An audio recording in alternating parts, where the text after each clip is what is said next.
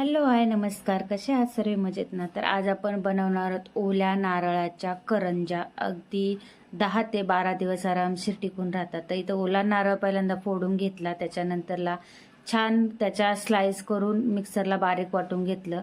बारीक वाटल्यानंतर त्याच्यामध्ये खालीच गुळ किसून मी मिक्स केला. त्याच्यानंतरला कढईमध्ये टाकून छान असं ना मंद आचेवरती आहे ना, म्हणजे बारीक गॅसवरती छान असं आपल्याला तर परतून परतून घ्यायचं आहे, जेणेकरून आपला गूळ छान असं त्याच्यात शिजायला पाहिजे. थोडंसं ना चिमूटभर मीठ टाकायचं आहे त्याच्यामध्ये, कारण का मिठाशिवाय गोड अन्नाला चव येत नाही कशाला. तर इथं मी विलायची पावडर टाकलेली आहे.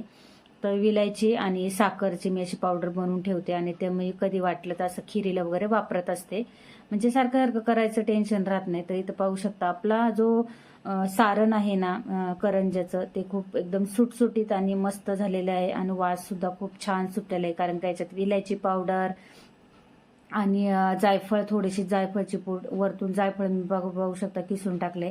खूप भारी वास येतो, आणि ह्या तुम्ही प्रवासात किंवा घरी सुद्धा 8-10 दिवस आरामशीर खाऊ शकता. तर इथं मी पाहू शकता तुम्ही ना, मी लाटून घेतले होते हे, आणि त्याच्यात मी करंजा बनवणार आहे, पाहू शकता इथं. तर इथं आता मी ना पहिल्यांदा थोडंसंच हे करून घेतलं, कारण का थोडं थोडं मी बनवत असते, सारण आपलं राहतं तसंच खराब होत नाही. इथं पाहू शकता मी सर्व करंजा अशा बनवून घेतलेल्या आहेत.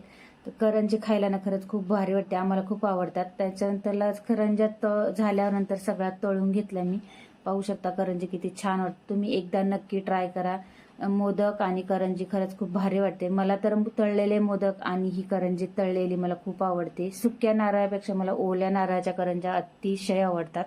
बनवायला पण सोप्या, आणि 8-10 दिवस ना आरामशीर राहतात. तर कशी वाटली तुम्हाला रेसिपी नक्की कमेंट्स करून सांगा, आणि तुम्ही पण नक्की ट्राय करून पहा.